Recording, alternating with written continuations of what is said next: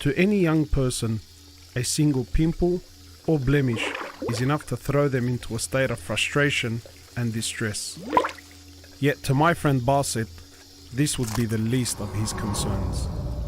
He suffers from EB, a genetic condition that causes uncontrollable outbursts of wounds and blisters across the skin.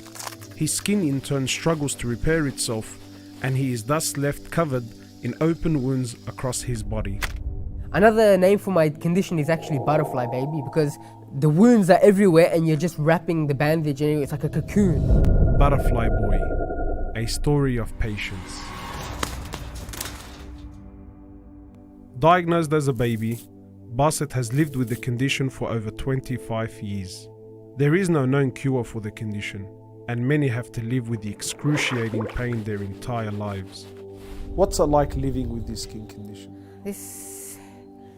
It's hard because I have to I'm immobile for the most part. So my day entails me being on my bed for the most part.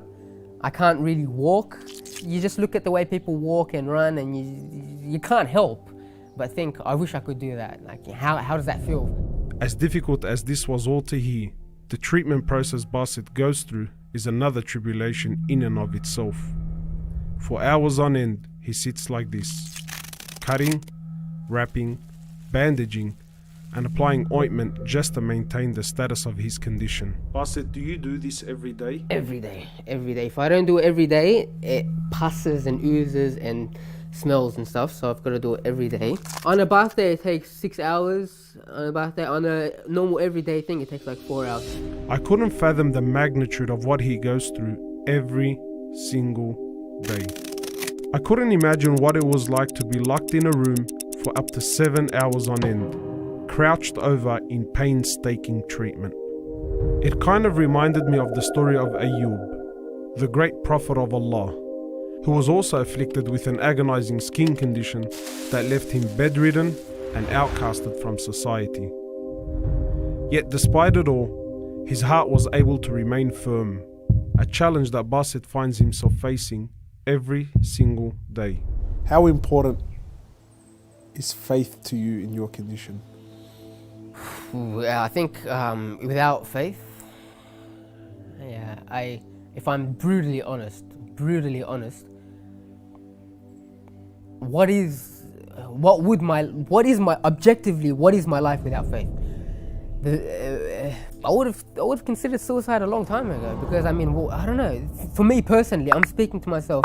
What is just all of going through all of this pain, the day by day, going through these hours of just hardship and pain and suffering, and seeing others like suffer because of you as well to a certain extent. And what's the point? If there's no faith, what's the point? If at the end there's nothing there, what's the point? Islam gives meaning and purpose to his suffering like nothing else could. It was simple: stay patient today and attain Allah's pleasure tomorrow. When I hear about the mercy of Allah subhanahu wa ta'ala, when I hear about His promise, the thought of being able to be with Him, persevering and struggling to be with Him, like faith, it's something that's so easy for me to reconcile with as well. It's like, this is not our utopia. Persevere, have some sabr, and inshallah, in the day of judgment, inshallah, we'll see the fruits of our labor. This gives me purpose. The perseverance Basit shows is nothing short of inspiring. He understands that life is a test, and he's in a race to stay steadfast until the very end.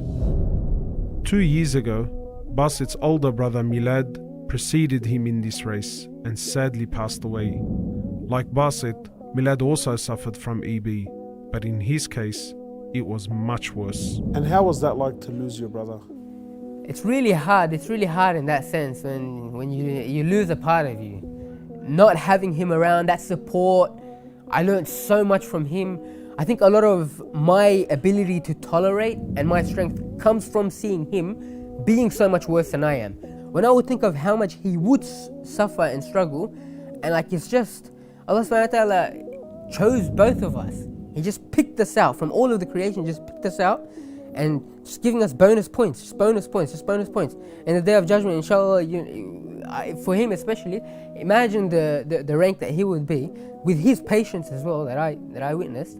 So like when I go to his grave and I see that, it's just, I think to myself, instead of me weeping for him being gone, like he's weeping for us still chained into this struggle. Throughout his tribulation, Basit has managed to stay firm, not only staying patient spiritually, but also in his daily affairs.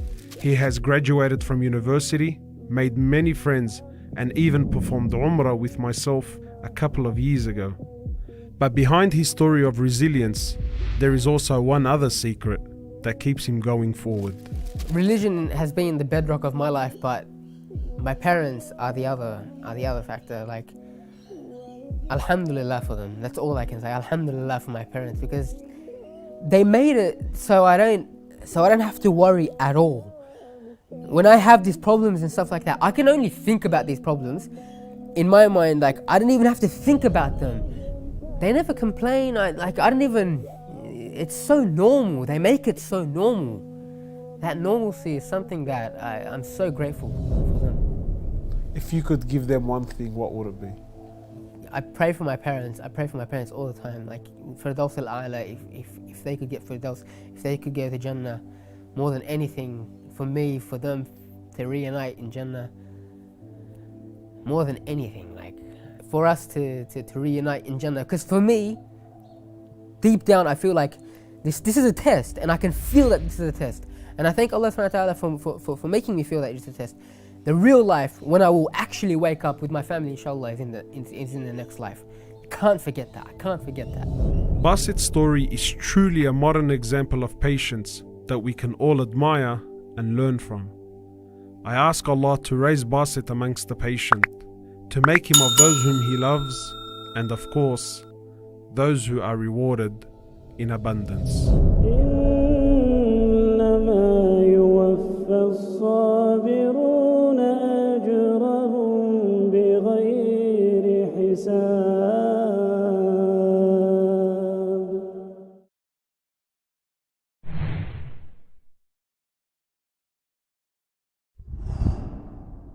So turn